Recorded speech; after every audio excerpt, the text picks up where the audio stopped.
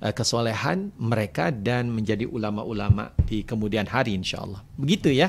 Baru nanti insya-Allah pada sesi berikutnya kita bicara tentang akikah di Palestina. Siap Ustaz, Masya Allah.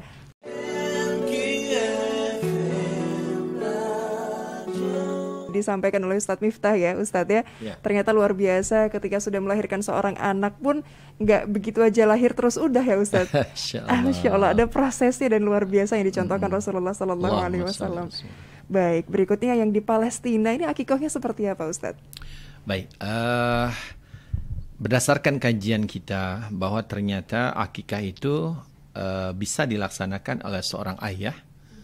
Ya, jadi ini menjadi sunnah atau sunnah yang mendekati wajib ibaratnya ya. Sunnah muakkadah itu yang mesti dilakukan oleh seorang ayah yang baru aja menerima amanah dan juga nikmat. Ya, nikmatnya punya anak tuh Masya Allah. Ya gitu kan, karena di luar sana minta maaf banyak yang mendambakan punya keturunan tapi Allah belum izinkan. Ya, bahkan ada yang sampai kembali kepada Allah juga belum. Tapi jangan khawatir, ya ini berita gembira dari Rasul. Rasul pernah menyebut idza mata ibnu Adam inqata amaluh. Kalaulah seorang manusia itu meninggal, udah terputus amalnya. Artinya dia nggak bisa lagi melakukan ibadah. Ya, orang yang sudah meninggal tidak lagi bisa sholat, puasa dan sebagainya. Tapi ada 3 yang bisa kita siapkan selagi kita hidup. Yang pertama sedekah jariyah. Banyak-banyaklah berwakaf, ya bersedekah yang pahalanya terus mengalir. Wakaf berarti. Yang kedua adalah ilmu yang dimanfaatkan, dan yang ketiga adalah anak soleh yang cirinya akan selalu mendoakan kedua orang tuanya. Nah, dan ternyata bahasa yang dipakai oleh Nabi adalah walad. Walad ini ternyata tidak semestinya anak kandung. Jadi awaladin salihin yad'ulahu, atau anak soleh yang selalu mendoakan baginya kebaikan. Nah, bagi mereka yang belum diberi rizki oleh Allah Subhanahu wa taala dalam bentuk keturunan, kenapa harus ibaratnya kecil hati ataupun bersedih? Ternyata Rasulullah menggunakan kalimat bukan ibn. Kalau ibnun itu anak kandung. Tapi kalau walad tidak semestinya. Nah, yang tidak punya anak, angkatlah anak, asuhlah anak sebanyak-banyaknya. Masya Allah. Bisa jadi kita punya anak, naudzubillah, anak kandung kita malah lupa untuk mendoakan kita di saat kita sudah tiada. Ataupun kita masih ada juga lupa. Naudzubillah ya, jangan sampai kita menjadi anak seperti ini. Karena Ibnu Katsir dalam kitabnya menyebut, ya seorang anak itu dikatakan sebagai anak yang berbakti, yang soleh kalau dia minimal 5 kali mendoakan kedua orang tuanya sehari semalam. Sehari? Semalam. Minimal 5 kali? Iya, 24 jam. Baik. Kita minimal. Jadi habis subuh doain, habis zuhur doain, habis asar doain. Kan 5 waktu sholat. Gitu ya. Nah, kembali ke tadi, ini merupakan tanggung jawab orang tuanya selagi anaknya belum mencapai usia baligh. Akikah itu tanggung jawab orang tua selagi anaknya belum berusia baligh. Usia baligh itu kapan? 15 tahun.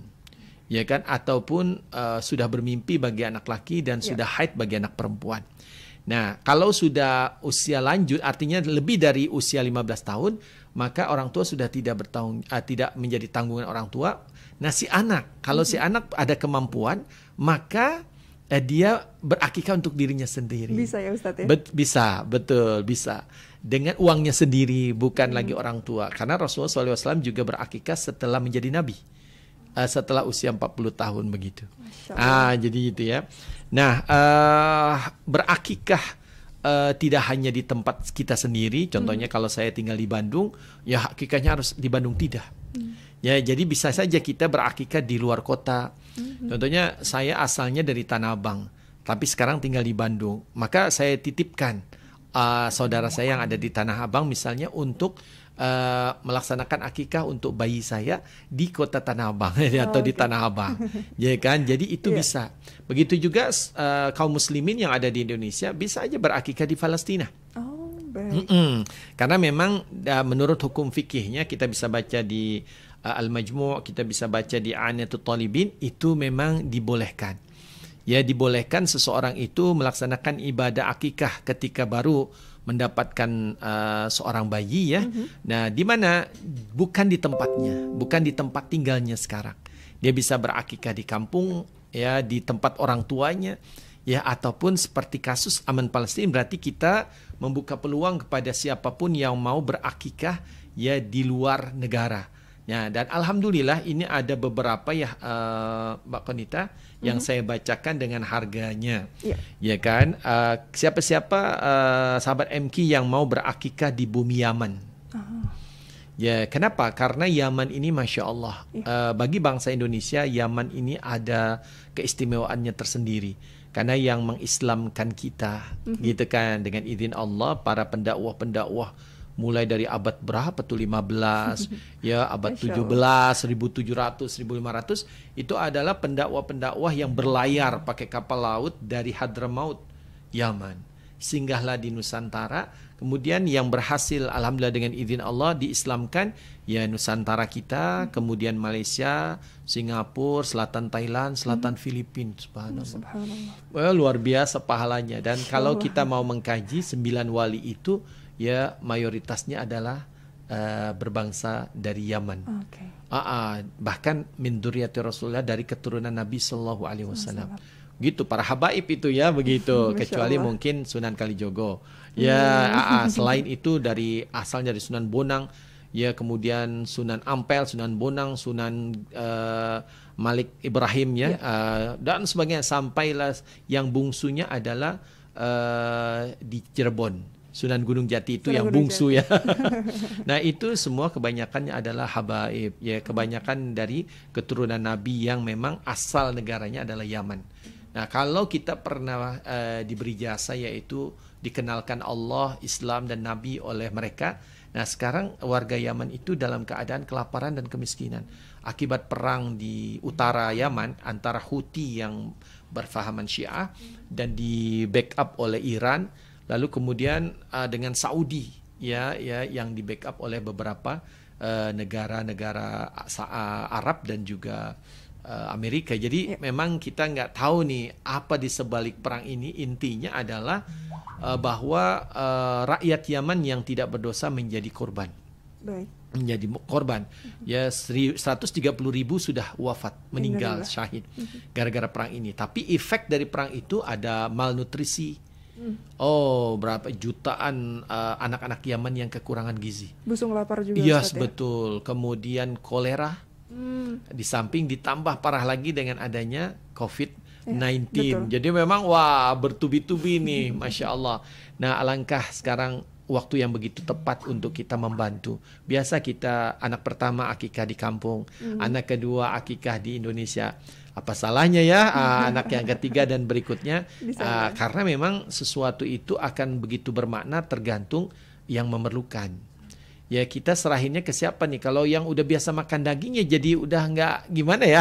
Udah biasa aja. Ya, jadi biasa aja gitu kan. Biasa nongkrong di warung Padang ada rendang, ya rawon daging, ya sate dagingnya. Tapi yang kami dapat videonya dari Palestina, bahwa untuk makan daging itu satu mimpi di Palestina. Masya Allah. Ya, terutama bagi rakyat miskinnya ya, itu satu yang kenapa? Mungkin mereka tidak akan pernah berpikir ke daging. Ya, mereka akan mendahulukan yang lebih dahulu ya, kebutuhan keluarga itu apa? Mungkin makan pokoknya ya. Lauk mah bisa apa aja lah begitu. Mungkin pakai garam juga bisa gitu kan. Jadi harga 1 kilo dagingnya 185.000. Di kita berapa sih? Saya nggak biasa gitu. Jadi 1 kilo dagingnya itu 185.000. Masya Allah. Jadi memang begitu mahalnya ya kan daging itu, sehingga akhirnya mereka nggak pernah terfikir makan daging. Kapan mereka makan daging? Ya, makan daging kalau kita kirim daging ke sana. Baru makan daging, Ustaz? Iya, terutama di Idul Adha. Nah, ketika bangsa Indonesia yang dermawan ini mengirimkan kurban-kurbannya ke Palestina, ke Suriah, untuk pengungsi-pengungsi Suriah dan juga ke Yaman, barulah mereka ketemu daging. Untungnya akikah itu bukan hanya di musim 10 Zulhijjah, 11, 12, 13 ya. Akikah itu bisa kapan aja. Makanya ini peluang besar bagi kita sahabat MQ yang mau berkurban, yang mau berakikah ya. Yang mau berakikah di Yaman, harganya ternyata relatif murah. Iya, Ustaz. Hanya 2.100.000. Masya Allah. Satu ekor ekor kambingnya, betul. Hanya 2.100.000. saya pernah ketemu donatur yang memang bos daging dan bos sapi dan kambing. Saya mana, Bang, namanya Bang Firman, Bang Haji, kambing Aman Palestin mau taruh harga 2.100.000 untuk kambing di Indonesia. Mana ada Ustaz? Oh, nggak ada sekarang. 2.500.000 lah paling murah, 2.700.000, 2.900.000. Tapi Bang, itu aja budgetnya. Ya udahlah, saya cariin. Memang gitu kan. Kayak ini karena memang ya dengan ini ya, dengan bos mungkin dia tahulah di pelosok-pelosok kampung mana yang petani masih jual seharga itu ya. Tapi rata-ratanya di Indonesia udah 2.900.000, 2.700.000. Nah, ini di Yaman bisa harganya lebih murah loh. Dan yang makan daging akikah kita itu, wow, nggak sembarangan orang. Ya kan, terkenal Yaman itu negeri para wali. Ya, di sana banyak dimakamkan wali-wali besar. Betul. Bahkan juga ya sahabat-sahabat Nabi. Masya Allah. Ya, dan siapa-siapa yang berempati, membantu meringankan beban saudara kita di Yaman, siapa tahu kecipratan doa Nabi SAW. Karena Nabi SAW pernah berdoa, ya, bahkan doanya bukan sekali. Sahabat yang pernah dengar itu doa Nabi, Allahumma barik lana fi Syamina, Allahumma barik lana fi Yamanina. Ya Allah, berkatilah bumi Syam kami. Ya, berarti bumi Syam itu Palestin, Yordan, Libanon dan juga Syria. Ya kan? Ya Allah, berkatilah bumi Syam kami. Lalu kemudian Nabi di doa yang kedua bilang, ya Allah, berkatilah Yaman kami. Allahu Akbar.